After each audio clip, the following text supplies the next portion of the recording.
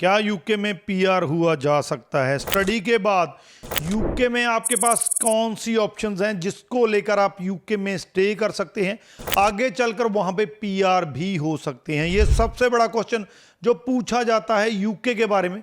Most of the student इसीलिए UK को prefer नहीं करते हैं कि उन्हें ये लगता है कि आफ्टर स्टडी उनके पास ऑप्शंस नहीं है। तो इस वीडियो में उन्हीं स्टूडेंट्स को मैं वो ऑप्शंस बताने जा रहा हूं जो स्टडी के बाद ऑप्ट कर सकते हैं, वहां पे 5 साल का स्टे कर सकते हैं, उसके बाद आईएलआर यानी कि वहां का पीआर अप्लाई कर सकते हैं। वीडियो को एंड तक देखिएगा। एंड तक चलते चलते यूके में जो आपकी जर्नी रहती है स्टडी वीजा की, उसके बाद जो आप कर सकते हैं उसके बारे में सारी क्लैरिटी आपको मिल जाएगी।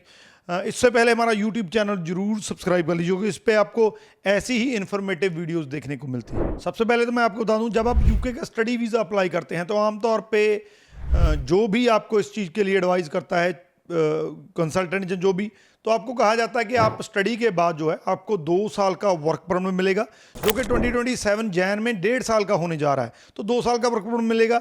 अगर आप पीएचडी करते हैं तो 3 साल का वर्क परमिट मिलेगा। यह कहीं ना कहीं पे स्टूडेंट जो हैं वो इसी को जो है वो ये मान लेते हैं कि this is the end of the road, मुझे स्टडी के बाद ये वर्क परमिट मिल जाएगा, उसके बाद मेरे लिए कुछ नहीं है। लेकिन स्टोरी यहां से शुरू होती है, एंड नहीं होती है। क्यों होती है?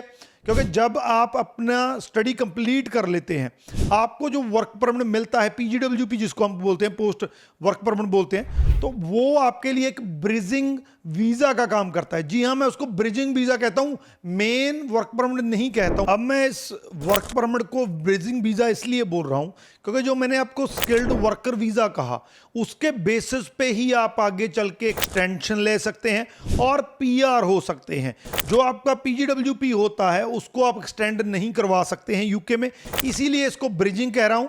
इसको ठीक है, आप इसमें जॉब भी करेंगे, आप इसमें पाउंड भी कमाएंगे, लेकिन इससे भी ज़्यादा अगर आप अपने स्किल्ड वर्कर वीज़ा की तैयारी के लिए इसको यूज़ करते हैं तो बहुत बढ़िया है। इसमें आप जो है अपना प्रोफाइल क्रिएट कर सकते हैं, एक ऐसा एम्प्लॉयर जो है वो ढूंढ सकते हैं वो जो आगे चल के आपको स्पॉन्सर करे स्किल्ड वर्कर वीज़ा के लिए। इसके अलावा जो वहाँ स्किल्ड वर्कर वीज़ा के लिए एक सैलरी का थ्रेशोल्ड है, उस थ्रेशोल्ड तक आप इस ब्रिजिंग वीज़ा के दौरान पहुँच सकते हैं ताकि स्किल्ड वर्कर वीज़ा में आपको कोई प्रॉब्लम ना आए। अब आपने 2 साल स्पेंड कर दिए, आपने उसके दौरान अपनी स्किल भी इंप्रूव कर ली, एक स्पॉन्सर भी ढूंढ लिया, साथ में थ्रेशोल्ड भी पूरा कर लिया, उसके बाद असली गेम स्टार्ट होता है। उसके बाद आपने वो स्किल्ड वर्कर वीज़ा अप्लाई किया जो कि 5 साल तक की एक्सटेंशन आपको दे देता है। अगर आपका एम्प्लॉयर इस वीज़ा के लिए आपको स्पॉन्सर करने के लिए तैयार है, आप एक सैलरी थ्रेशोल्ड जो है जो कि 41,700 है मोस्ट ऑफ द केसेस में, कई केसेस में इससे कम है, 33,000 भी है। तो आप अगर ये थ्रेशोल्ड जो है वो कंप्लीट कर लेते हैं तो आप ये जो मैंने स्किल्ड वर्कर वीज़ा आपको बोला 5 साल का, उसके लिए अप्लाई कर सकते हैं।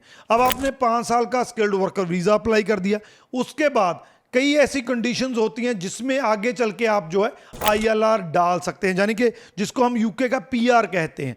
लेकिन सबसे बड़ी बात यहां पे मैं आपको कहना चाहूंगा, कुछ सर्टन कैटेगरी, हालांकि इस पे मैं अलग से वीडियो बना दूंगा, कुछ सर्टन कैटेगरीज हैं जिसके बारे में बताना चाह रहा हूं। उनके लिए ये जो रूट मैंने बताया आपको, स्टूडेंट वीज़ा से पीजीडब्ल्यूपी या ब्रिजिंग वीज़ा, उसके बाद स्किल्ड वर्कर वीज़ा, ये और भी आसान हो जाता है। जो हेल्थ केयर वाले हैं वो स्टूडेंट वीज़ा से हेल्थ केयर की जॉब लें, उसके बाद हेल्थ केयर वर्कर का प्रोग्राम है स्किल्ड वर्कर का, उसके बाद वो आईएलआर हो सकते हैं। अगर आप पीएचडी स्टूडेंट हैं, पीएचडी स्टूडेंट के बाद आप स्किल्ड वर्कर लें, उसके बाद ग्लोबल टैलेंट वहाँ का एक प्रोग्राम है, उसके थ्रू आप पीआर हो सकते हैं, आईएलआर ले सकते हैं। जो बिजनेस वाले स्टूडेंट हैं वो अपना स्टूडेंट के वीज़ा के बाद ग्रेजुएट वीज़ा लें, उसके बाद innovator founded and skilled worker और स्किल्ड वर्कर वीज़ा के अंडर आईएलआर ले सकते हैं। तो कहीं ना कहीं पे आप सबके लिए, जो आप किस भी ऑक्यूपेशन से आते हैं, किसी भी फील्ड से आते हैं, तो आपके लिए ऑप्शंस वहां पे हैं। आपको सिर्फ ये गलती नहीं करनी है कि स्टडी के बाद जो पीजीडब्ल्यूपी है उसको आपने एंड मान लेना। वो एंड नहीं है, वो एक तरीके की तैयारी है जो आपको स्किल्ड वर्कर वीज़ा की तरफ लेके जाती है।